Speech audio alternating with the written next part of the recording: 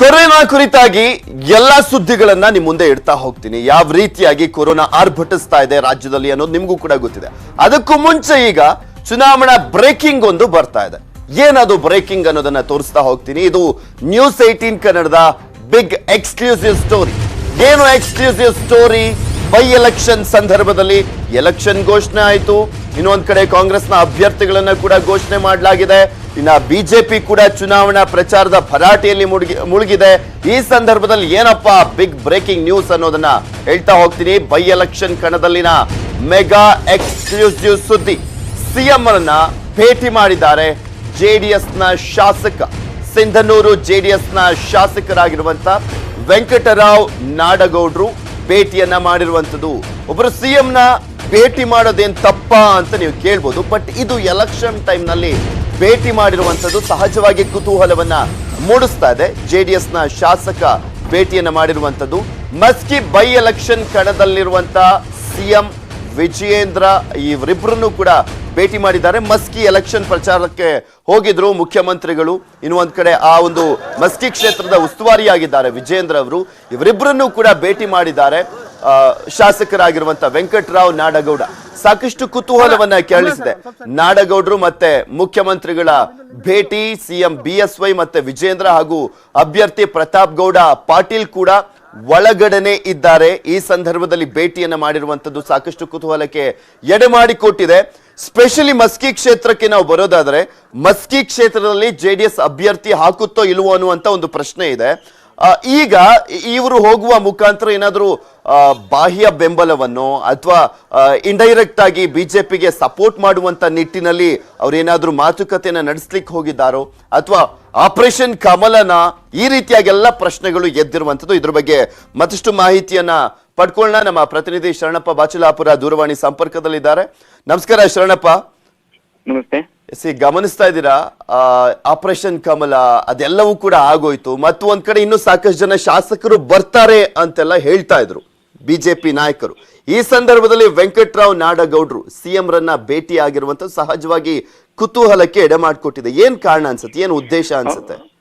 ಖಂಡಿತವಾಗಿ ಏನು ಪೃಥ್ವಿರಾಜ್, ಈಗಾಗಲೇ ಏನು ಸಿಂಧನೂರಿನಲ್ಲಿ ವಾಸ್ತವ್ಯಂತೆ ಸಿಎಂ ಮತ್ತು ವಿಜೇಂದ್ರನ ಭೇಟಿ ಆಗಕ್ಕೆ ಈಗ ಸಿಂಧನೂರಿನ ಶಾಸಕರು, ಏನು ಸ್ಥಳೀಯರಾಗಿದ್ದಂತ ಶಾಸಕರು ಇವತ್ತು ಸರ್ಕ್ಯೂಟ್ ಯೋಜನೆಗೆ ಮುಂಜಾನೆ ಬಂದಿದ್ದಾರೆ. ಬಂದು ಅವರು ಏನ್ ಚರ್ಚೆ ಮಾಡ್ತಿದ್ದಾರೆ ಎಂದು ಒಳಗಡೆ ಇದೆ. ಆದ್ರೆ ಮುಖ್ಯವಾಗಿ ಈ ಎಲೆಕ್ಷನ್ ಸಂದರ್ಭದಲ್ಲಿ ಪ್ರತಾಪ್ ಗೌಡ್ರ ಜೊತೆಗೆ ಇರೋದ್ರ ಜೊತೆಗೆ ಮಸ್ಕಿ ಕ್ಷೇತ್ರದಲ್ಲಿ ಜೆಡಿಎಸ್ ಅಭ್ಯರ್ಥಿಯನ್ನ ನಿಲ್ಲಿಸಬಹುದಾ, ನಿಲ್ಲಿಸ್ಲಿಕ್ಕಿಲ್ಲ ಅಥವಾ ಏನನ್ನೋದು ಒಂದ್ ಕಡೆ ಆಗಿದ್ರೆ, ಜೊತೆಗೆ ಈಗಾಗಲೇ ಮತ್ತೆ ಈ ಎಲೆಕ್ಷನ್ ಸಮಯದಲ್ಲಿ ಏನು ಬೇರೆ ಸಂದರ್ಭದಲ್ಲಿ ಅಭಿವೃದ್ಧಿ ಕಾರ್ಯಕ್ಕಾಗಿ ಬಂದು ಭೇಟಿಯಾಗಿದ್ರೆ ಯಾವುದೇ ಅಂತ ಇದಿರ್ಲಿಲ್ಲ. ಆದ್ರೆ ಚುನಾವಣೆ ಸಂದರ್ಭದಲ್ಲಿ ಇರುವಂತ ಇದರಲ್ಲಿ ಒಬ್ಬ ಶಾಸಕರು ಭೇಟಿ ಹಾಕ್ತಾ ಇರೋದು ಅನೇಕ ರೀತಿಯ ಚರ್ಚೆ ಹೋಗ್ತಾ ಇದೆ.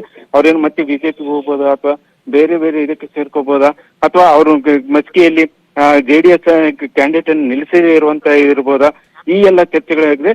ಈ ಬಗ್ಗೆ ಏನು ನಾಡಗೌಡ್ರೆ ಸ್ಪಷ್ಟಪಡಿಸಕಾಯ್ದೆ. ಈಗ ಇನ್ನೂ ಸ್ವಲ್ಪ ಹೊತ್ತಲ್ಲಿ ಅವರು ಭೇಟಿಯಾಗಿ ಬರಲಿದ್ದಾರೆ. ಆಮೇಲೆ ನಂತರ ಅವ್ರು ಏನು ಮಾತಾಡ್ತಾರೆ ಅನ್ನೋದನ್ನ ತಿಳ್ಕೊಬಹುದು. ಪೃಥ್ವಿ, ಓಕೆ, ಥ್ಯಾಂಕ್ ಯು ಶರಣಪ್ಪ ನಿಮ್ಮೆಲ್ಲ ಡೀಟೇಲ್ಸ್ಗಾಗಿ.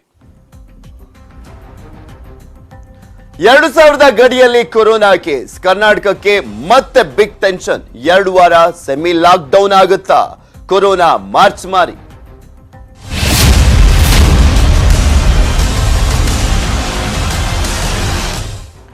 ರಾಜ್ಯದಲ್ಲಿ 5ನೇ ದಿನವೂ ಕೂಡ ಕೊರೋನಾ ಕೇಕೆ ಮುಂದುವರೆದಿದೆ.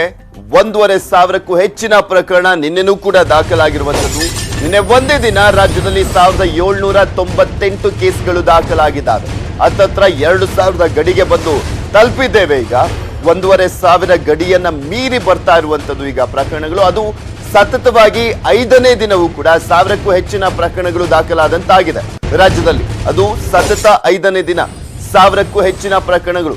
ಬೆಂಗಳೂರು ಒಂದರಲ್ಲೇ 1,000 ಗಡಿಯನ್ನ ದಾಟಿದೆ ಸೋಂಕು. ಬೆಂಗಳೂರಿನಲ್ಲಿ ನಿನ್ನೆ ಒಂದೇ ದಿನ 1,186 ಪ್ರಕರಣಗಳು ವರದಿಯಾಗಿರುವಂಥದ್ದು. ಬೆಂಗಳೂರೇ ಇಲ್ಲಿ ಮೋಸ್ಟ್ ಡೇಂಜರಸ್ ಆಗಿರುವಂಥದ್ದು. ಕೊರೋನಾ ಹಾಟ್ಸ್ಪಾಟ್ ಆಗ್ತಾ ಇದೆ ಬೆಂಗಳೂರು. ಸೊ ಯಾವ ರೀತಿಯಾಗಿ ಕಂಟ್ರೋಲ್ ಮಾಡುವಂತ ನಿಟ್ಟಿನಲ್ಲಿ ಸರ್ಕಾರ ಯೋಚನೆ ಮಾಡುತ್ತೆ, ಕಾದ್ ನೋಡ್ಬೇಕು. ಯಾಕೆಂದ್ರೆ ಯಾವುದಕ್ಕೂ ಕೂಡ ಬ್ರೇಕ್ ಹಾಕುವಂತ ಲಕ್ಷಣಗಳು ಕಾಣಿಸ್ತಾ ಇಲ್ಲ ಸದ್ಯಕ್ಕಂತೂ. ಸರ್ಕಾರದವರು ಈಗ ಈ ಒಂದು ವಿಚಾರಕ್ಕೆ ಸಂಬಂಧಪಟ್ಟಂತೆ ಬಿಬಿಎಂಪಿ ಅವರು ಪ್ರಸ್ತಾವನೆಯನ್ನ ಕೂಡ ಸಲ್ಲಿಸಿದ್ರು. ಅದ್ಯಾವುದ್ರ ಬಗ್ಗೆನೂ ಕೂಡ ತಲೆ ಕೆಡಿಸಿಕೊಂಡಂತೆ ಕಾಣಿಸ್ತಾ ಇಲ್ಲ. 1000ಕ್ಕೂ ಹೆಚ್ಚಿನ ಪ್ರಕರಣಗಳು ಬೆಂಗಳೂರು ಒಂದರಲ್ಲೇ ದಾಖಲಾಗ್ತಾ ಇದೆ. ನಿಮ್ಗೆ ತೋರಿಸ್ತಾ ಇದೀವಿ ಅಂಕಿ ಅಂಶಗಳನ್ನ, ಯಾವ ರೀತಿಯಾಗಿ ಪ್ರಕರಣಗಳು ವರದಿ ಆಗ್ತಾ ಇದಾವೆ ಅನ್ನೋದನ್ನ. ಕಳೆದ 4 ದಿನಗಳ ಪ್ರಕರಣವನ್ನ ಗಮನಿಸೋದಾದ್ರೆ ಮಾರ್ಚ್ 17ರಂದು 1275 ಪ್ರಕರಣ. ಇನ್ನ ಮಾರ್ಚ್ 16 ನಾವು ಗಮನಿಸೋದಾದ್ರೆ ಅವತ್ತು ಕೂಡ 1000ಕ್ಕೂ ಹೆಚ್ಚಿನ ಪ್ರಕರಣ ಬಂದಿತ್ತು ಫಾರ್ ದ ಫಸ್ಟ್ ಟೈಮ್. ಕಳೆದ 3 ತಿಂಗಳಾದ ಮೇಲೆ ಮಾರ್ಚ್ 17ನೇ ತಾರೀಕು 1275 ಬರುತ್ತೆ. ಮಾರ್ಚ್ 18ಕ್ಕೆ 1488, ಮಾರ್ಚ್ 19ಕ್ಕೆ 1587, ಮಾರ್ಚ್ 20ಕ್ಕೆ 1798 ಪ್ರಕರಣಗಳು. ಹತ್ತತ್ರ 2000 ಗಡಿಗೆ ಬಂದು ತಲುಪಿದ್ದೇವೆ. ಇದು ಕಡಿಮೆ ಆಗುವಂತ ಲಕ್ಷಣಗಳೇ ಕಾಣಿಸ್ತಾ ಇಲ್ಲ, ಏರಿಕೆ ಆಗಿ ಹೋಗ್ತಾ ಇದೆ. ಬೆಂಗಳೂರಿನ ಅಂಕಿ ಅಂಶವನ್ನ ನಿಮ್ ಮುಂದೆ ಇಟ್ಟಿದೀವಿ. ಮಾರ್ಚ್ 17ನೇ ತಾರೀಕು 786, 18ಕ್ಕೆ 925, ಮಾರ್ಚ್ 19ಕ್ಕೆ 1037 ಕೇಸ್, ಮಾರ್ಚ್ 20ಕ್ಕೆ 1186 ಕೇಸ್. ಇದು ಬೆಂಗಳೂರು ಒಂದರ ಲೆಕ್ಕ. ಈ ಕರ್ನಾಟಕದ ಟೋಟಲ್ ಕೊರೋನಾ ಕೇಸ್ಗಳಲ್ಲಿ ಬಹುಪಾಲು ಪ್ರಕರಣಗಳು ಬೆಂಗಳೂರಿನದ್ದೇ ಆಗಿರುವಂತದ್ದು.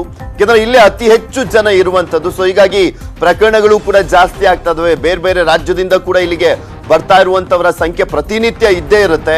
ಸೊ ಅದೆಲ್ಲವೂ ಕೂಡ ದೊಡ್ಡ ಮಟ್ಟದಲ್ಲಿ ಹೊಡೆತ ಕೊಡ್ತಾ ಇದೆ ಬೆಂಗಳೂರಿಗೆ. ಇನ್ನ ಕೊರೋನಾ ಕಂಟ್ರೋಲ್ಗೆ ಕಠಿಣ ರೂಲ್ಸ್ ಫಿಕ್ಸ್ ಆಗುತ್ತಾ ಅನ್ನುವ ಪ್ರಶ್ನೆಗೆ ಉತ್ತರ ಸಿಗಬೇಕಾಗಿರುವಂಥದ್ದು. ಯಾಕೆಂದ್ರೆ ಈಗ ಆಲ್ರೆಡಿ ಕೊರೋನಾ ಕಂಟ್ರೋಲ್ ತಪ್ತಾ ಇರುವಂತದ್ದನ್ನ ಗಮನಿಸ್ತಾ ಇದೀವಿ. 200-300 ಕೇಸ್ ಇದ್ದಿದ್ದಂತಹ ಜಾಗದಲ್ಲಿ 1000ಕ್ಕೂ ಹೆಚ್ಚಿನ ಪ್ರಕರಣಗಳು ಕಳೆದ 5 ದಿನದಿಂದ ವರದಿ ಆಗ್ತಾ ಇದಾವೆ. ಅದು 1000ಕ್ಕೂ ಹೆಚ್ಚಿನ ಪ್ರಕರಣ ಅನ್ನೋದಕ್ಕಿಂತ 2000 ಗಡಿಗೆ ಬಂದು ನಿಂತಿದ್ದೀವಿ. ಈಗ ಇವತ್ತು ಅದು ಎಷ್ಟು ಬರುತ್ತೋ ಏನೋ ಗೊತ್ತಿಲ್ಲ ಇನ್ನೂ ಕೂಡ. ಯಾಕೆಂದ್ರೆ ಈ ಪ್ರಕರಣಗಳು ಜಾಸ್ತಿ ಆಗ್ತಾನೆ ಹೋಗ್ತಾ ಇದೆ, ಎಲ್ಲೂ ಕೂಡ ಕಡಿಮೆ ಅಂತೂ ಆಗಿಲ್ಲ. ನಿಯಮ ಬಿಗಿ ಮಾಡದಿದ್ರೆ ಅಪಾಯ ಅಂತೂ ಗ್ಯಾರಂಟಿ. ಕರ್ನಾಟಕ ಬಚಾವಾಗ್ಲಿಕ್ಕೆ ಬೇರೆ ದಾರ ಇಲ್ಲ. ಇಲ್ಲಿ ಟಫ್ ರೂಲ್ಸ್ ಗಳನ್ನ ಜಾರಿ ಮಾಡಲೇಬೇಕಾಗಿದೆ. 10 ದಿನದಲ್ಲಿ ದಿನಕ್ಕೆ 3500 ಕೇಸ್ ಬರುವಂತ ಸಾಧ್ಯತೆ ಇದೆ. 2 ವಾರ ಸೆಮಿ ಲಾಕ್ ಡೌನ್ ಮಾಡಿದ್ರೆ ಕಂಟ್ರೋಲ್ಗೆ ಸ್ವಲ್ಪ ಮಟ್ಟಿಗಾದ್ರೂ ಬರುವಂತ ಸಾಧ್ಯತೆ ಇದೆ ಅಂತ ಸರ್ಕಾರಕ್ಕೆ ತಜ್ಞರು ಶಿಫಾರಸನ್ನ ಮಾಡಿದ್ದಾರೆ. ನೋಡ್ಬೇಕು ಸರ್ಕಾರ ಏನ್ ಕ್ರಮವನ್ನ ಕೈಗೊಳ್ಳುತ್ತೆ ಅಂತ. ಕೇಸ್ ಹೆಚ್ಚಾದ್ರೆ ಬೆಡ್ ಸಮಸ್ಯೆ ಆಗುತ್ತೆ. ಜಿಮ್ಮು, ಪಾರ್ಕು, ಪಬ್ಬು, ಕ್ಲಬ್ಗಳನ್ನ ಬಂದ್ ಮಾಡಿ, ಇಲ್ಲಾಂದ್ರೆ ಅಟ್ಲೀಸ್ಟ್ 50% ಅಷ್ಟು ಅವಕಾಶವನ್ನ ಮಾಡಿಕೊಡಿ ಅಂತ ತಜ್ಞರು ಅಭಿಪ್ರಾಯವನ್ನ ವ್ಯಕ್ತಪಡಿಸಿರುವಂತದ್ದು. ಜಾತ್ರೆ, ಸಭೆ, ಸಮಾರಂಭಕ್ಕೆ ಬ್ರೇಕ್ ಹಾಕ್ಲಿಕ್ಕೆ ಸಲಹೆಯನ್ನ ನೀಡಿದ್ದಾರೆ. ಕಳೆದ ವರ್ಷ ಆದಂತಾನೆ ಆಗ್ಬೋದು. ಈಗಲೇ ನಾವು ಮುಂಜಾಗ್ರತಾ ಕ್ರಮಗಳನ್ನ ಕೈಗೊಳ್ಬೇಕು. ಇಲ್ಲ ಅಂದ್ರೆ ಮುಂದೆ ಬಹಳಷ್ಟು ಸಮಸ್ಯೆಯನ್ನ ಮತ್ತೊಮ್ಮೆ ಎದುರಿಸಬೇಕಾಗುತ್ತೆ. ಈ ಹಿಂದೆ ಎದುರಿಸಿದಂತಾನೆ ಸಮಸ್ಯೆಗಳನ್ನ ಈಗಲೂ ಕೂಡ ಮತ್ತೆ ಎದುರಿಸುವಂತಹ ಒಂದು ಸಂದರ್ಭ ಎದುರಾಗಬಹುದು ಅಂತ ತಜ್ಞರು ಶಿಫಾರಸನ್ನ ಮಾಡಿರುವಂತದ್ದು. ಸೊ ನೋಡ್ಬೇಕು ಸರ್ಕಾರ ಏನ್ ಮಾಡುತ್ತೆ ಅಂತ. ಯಾಕಂದ್ರೆ ನಾವು ತೋರಿಸ್ತಾನೆ ಇದೀವಿ. ಇಲ್ಲಿ ಸ್ಪೆಷಲಿ ಮಂಜುನಾಥ್ ಪ್ರಸಾದ್ ಅವರು, ಬಿಬಿಎಂಪಿ ಕಮಿಷನರ್, ಅವರು ಕೂಡ ಶಿಫಾರಸನ್ನ ಮಾಡಿದ್ರು.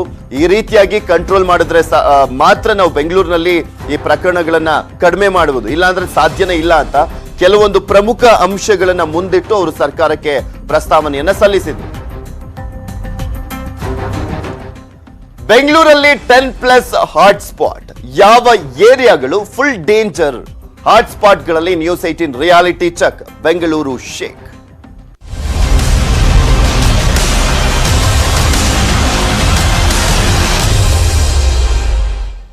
ಬೆಂಗಳೂರಿನಲ್ಲಿ ಹೆಚ್ಚಾಗ್ತಾ ಇದೆ ಹಾಟ್ಸ್ಪಾಟ್ಗಳ ಏರಿಯಾಗಳು.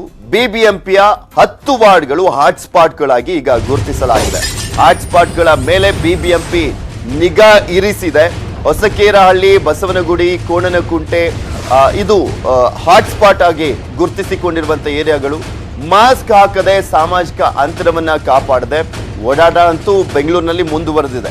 ಈ 3 ಏರಿಯಾಗಳಲ್ಲಿ ಪ್ರಕರಣ ಜಾಸ್ತಿ ಆಗ್ಬಿಟ್ಟಿದೆ ಅಂದ್ಬಿಟ್ಟು ಉಳಿದ ಏರಿಯಾಗಳು ಸೇಫ್ ಅಂತಲ್ಲ, ಅಲ್ಲಿಗೂ ಕೂಡ ಹರಡ್ಕೊಡುತ್ತೆ ಕೊರೋನಾ. ನಿಮ್ಗೆ ಗೊತ್ತಿದೆ, ಇಲ್ಲಿರುವಂತ ಜನ ಎಲ್ಲಾ ಕಡೆನೂ ಓಡಾಡುವಂತ ಹಿನ್ನೆಲೆಯಲ್ಲಿ ಎಲ್ಲ ಏರಿಯಾಗಳು ಕೂಡ ಡೇಂಜರ್ ಬೆಂಗಳೂರಿನಲ್ಲಿ. ಅಂಥದ್ರಲ್ಲಿ ಈ 10 ಸ್ಪಾಟ್ಸ್ಗಳು ಏನಿದಾವೆ ಅಲ್ಲಿ ಅತಿ ಹೆಚ್ಚಾಗಿ ಬರ್ತಾ ಇದೆ ಕೊರೋನಾ ಪ್ರಕರಣಗಳು. ಹೊಸಕೇರಹಳ್ಳಿಯಲ್ಲಿ ಪ್ರತಿನಿತ್ಯ 10ಕ್ಕೂ ಹೆಚ್ಚು ಕೇಸ್ಗಳು ದಾಖಲಾಗ್ತಾ ಇರುವಂತದ್ದು. ಮತ್ತು ಒಂದ್ ಕಡೆ ವೈಯಾಲಿ ಕಾವಲ್ ಕೂಡ ಹಾಟ್ಸ್ಪಾಟ್ ಆಗ್ಬಿಟ್ಟಿರುವಂತದ್ದು. ಸೊ ಹೀಗಾಗಿ ಸಾಕಷ್ಟು ಬಿಗಿಯಾದಂತ ಕ್ರಮಗಳನ್ನ ಬೆಂಗಳೂರಿನಲ್ಲಿ ಕೈಗೊಳ್ಳಲೇಬೇಕಾದಂತ ಅನಿವಾರ್ಯತೆ ಇದೆ. ಬಟ್ ಯಾಕೋ ಸರ್ಕಾರದವರು ಮೀನಾಮೇಷ ಎಣಿಸ್ತಂತೆ ಕಾಣಿಸ್ತಾ ಇದೆ ಈ ಒಂದು ವಿಚಾರದಲ್ಲಿ. ಯಾಕಂದ್ರೆ ಇಲ್ಲಿ ಸ್ಪೆಷಲ್ ನಾವು ಗುಜರಾತ್, ಮಧ್ಯಪ್ರದೇಶ, ಪಂಜಾಬ್, ಮಹಾರಾಷ್ಟ್ರ ಇಲ್ಲೆಲ್ಲಾ ಕಡೆ ತಗೊಂಡಂತ ಸಂದರ್ಭದಲ್ಲಿ ಅತಿ ಹೆಚ್ಚು ಪ್ರಕರಣಗಳು ವರದಿ ಆಗ್ತಾ ಇರುವಂತ ಏರಿಯಾಗಳಲ್ಲಿ ಸಾಕಷ್ಟು ಕ್ರಮಗಳನ್ನ, ಬಿಗಿಯಾದಂತ ಕ್ರಮಗಳನ್ನ ಕೈಗೊಂಡಿದ್ದಾರೆ. ಮಹಾರಾಷ್ಟ್ರದಲ್ಲಂತೂ ಲಾಕ್ ಡೌನೇ ಮಾಡಿದ್ರು. ಇನ್ನು ಬೇರೆ ಬೇರೆ ರಾಜ್ಯಗಳಲ್ಲಿ ನೈಟ್ ಕರ್ಫ್ಯೂ, 50% ಅಷ್ಟು ಮಾತ್ರ ಅವಕಾಶ, ಈ ರೀತಿಯಾಗೆಲ್ಲ ಮಾಡಿದ್ದಾರೆ. ಬಟ್ ನಮ್ಮ ಬೆಂಗಳೂರಲ್ಲಿ ಇನ್ನೂ ಏನು ಜಾರಿನೇ ಆಗಿಲ್ಲ.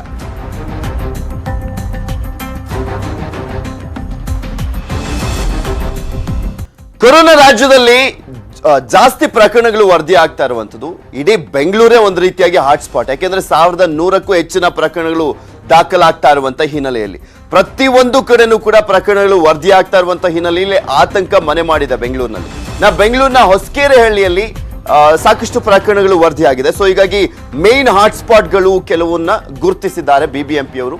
ಹೊಸಕೆರೆಹಳ್ಳಿಯಲ್ಲಿ ನಮ್ಮ ಪ್ರತಿನಿಧಿ ಶರಣು ಹಂಪಿಯಲ್ಲಿ ರಿಯಾಲಿಟಿ ಚೆಕ್ ಮಾಡಿದ್ದಾರೆ, ನೋಡ್ಕೊಬೋಣ. ಬೆಂಗಳೂರಿನಲ್ಲಿ ಮತ್ತೆ ಕರೋನಾ ಕೇಸಸ್ ಹೆಚ್ಚಾಗ್ತಾ ಇದೆ. ಕಳೆದ ವಾರಕ್ಕೆ ಕಂಪೇರ್ ಮಾಡಿದ್ರೆ ಈ ವಾರ 1000 ಗಡಿ ಕಳೆದ 4 ದಿನಗಳಿಂದ ಕೂಡ ಹೆಚ್ಚಾಗ್ತಾ ಇದೆ. ನಿನ್ನೆ 1500ಕ್ಕೂ ಹೆಚ್ಚು ಕೇಸ್ಗಳು ದಾಖಲಾಗ್ತಾ ಇದೆ. ಈ ಹಿನ್ನೆಲೆಯಲ್ಲಿ ಬೆಂಗಳೂರಿನಲ್ಲಿ ಈಗ 10 ಹಾಟ್ಸ್ಪಾಟ್ಗಳಾಗಿ ಗುರುತು ಮಾಡಿದ್ದಾರೆ. ಈ 10 ಹಾಟ್ಸ್ಪಾಟ್ಗಳು ಬಹಳ ಡೇಂಜರ್ ಅಂದರೆ ಡೇಂಜರ್. ಯಾಕಂದರೆ ಈ ವಾರ್ಡ್ಗಳಲ್ಲಿ ಅಂದರೆ ಈ ಏರಿಯಾ ಹಾಟ್ಸ್ಪಾಟ್ನ ಏರಿಯಾಗಳಲ್ಲಿ ಸಾಕಷ್ಟು ರೀತಿಯಾಗಿ ಕರೋನಾ ಕೇಸಸ್ ಜಾಸ್ತಿ ಆಗ್ತಾ ಇದೆ. ನಾವೀಗ ಬೆಂಗಳೂರಿನ ಹೊಸಕೆರೆಹಳ್ಳಿ ಪ್ರದೇಶದಲ್ಲಿದ್ದೀವಿ. ಹೊಸಕೆರೆಹಳ್ಳಿ ಭಾಗದಲ್ಲೂ ಕೂಡ ಕರೋನಾ ಕೇಸಸ್ ಈ ಹಿಂದೆ ಹೇಗಿತ್ತು ಅದಕ್ಕಿಂತಲೂ ಹೆಚ್ಚು ಕೇಸಸ್ ಹೆಚ್ಚಾಗ್ತಾ ಇದೆ. ಅದರಲ್ಲೂ ಕೂಡ ವಾರ್ಡ್ 161, ಈ ಹೊಸಕೆರೆಹಳ್ಳಿ ಭಾಗದಲ್ಲಿ ಬರುವಂಥ 161 ವಾರ್ಡಲ್ಲಿ ಕೇಸ್ಗಳ ಸಂಖ್ಯೆ ಜಾಸ್ತಿ ಆಗ್ತಾ ಇದೆ. ಇಲ್ಲಿ ಚೆಕ್ ಮಾಡ್ತಾ ಹೋದರೆ ವಾಹನ ಸವಾರರು ಬಹುತೇಕರು ಮಾಸ್ಕ್ಗಳನ್ನು ಹಾಕ್ಕೊಳ್ತಾ ಇದ್ದಾರೆ. ಹಿಂಬದಿ ಇರುವಂಥ ವಾಹನ ಸವಾರರು ಕೂಡ ಮಾಸ್ಕ್ ಹಾಕ್ಕೊಳ್ತಿದ್ದಾರೆ. ಬಟ್ ಕೆಲವರು ಮಾಸ್ಕ್ಗಳನ್ನು ಹಾಕೋ ರೀತಿ ಏನಿದೆ ಕೆಳಭಾಗಕ್ಕೆ ಹಾಕ್ಕೊಳ್ತಾರೆ. ಇದು ಉಪಯೋಗ ಬರೋದಿಲ್ಲ. ಈ ಬಗ್ಗೆ ಸಾಕಷ್ಟು ವೈದ್ಯರು ಕೂಡ ಹೇಳಿದ್ದಾರೆ.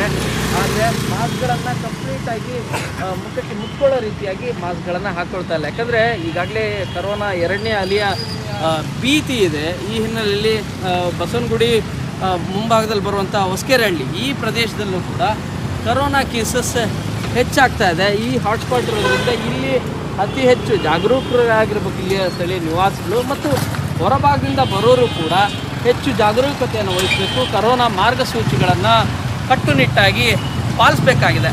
ಬೆಂಗಳೂರಿಂದ ಶರಣು ಹಂಪಿ, ನ್ಯೂಸ್ 18 ಕನ್ನಡ.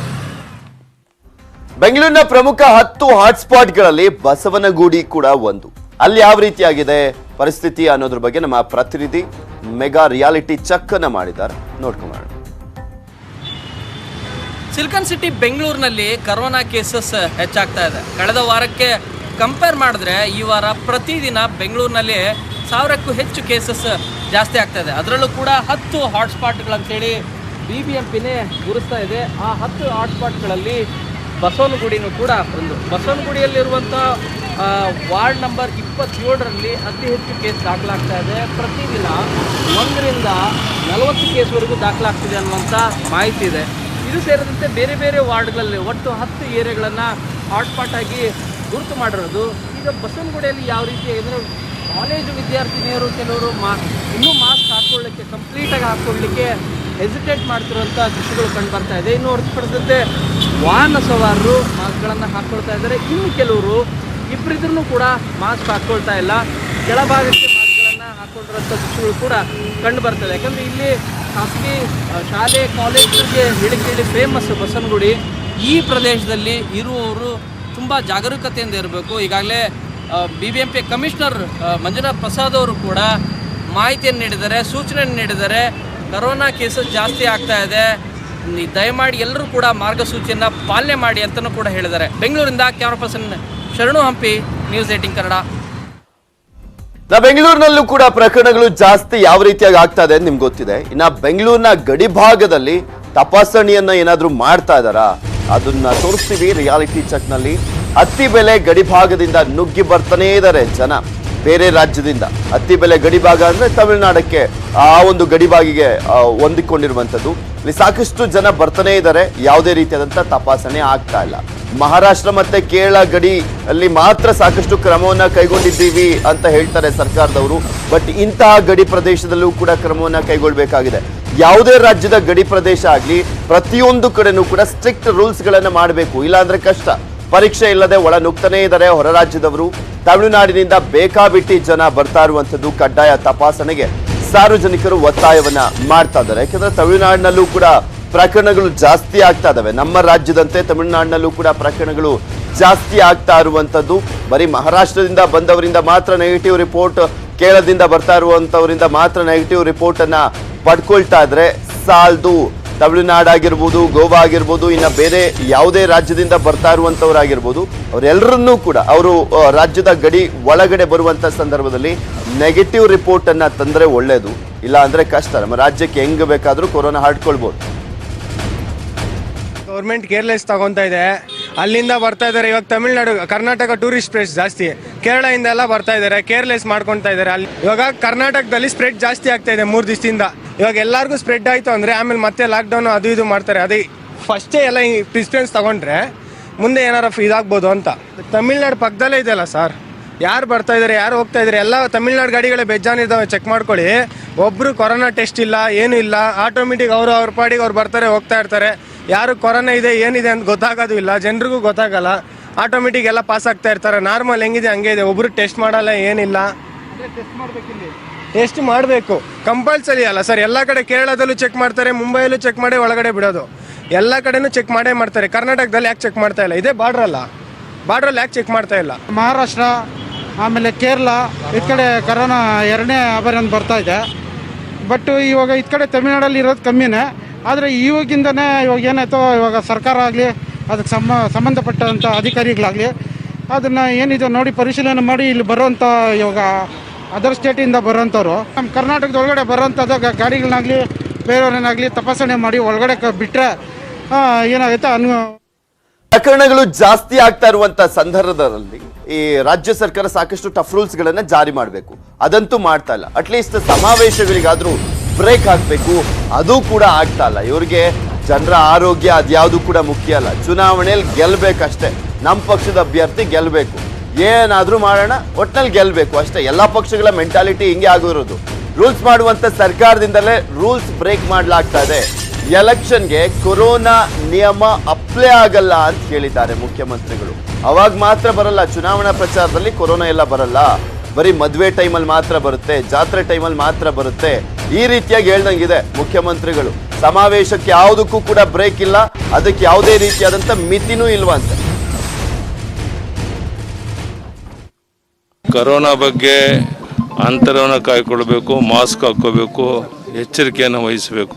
ಮತ್ತು ಈಗಾಗಲೇ ಎಲ್ಲ ಕಡೆ ಕೋವಿಡ್ ಇಂಜೆಕ್ಷನ್ಸ್ ಕೊಡ್ತಾ ಇದ್ದೀವಿ.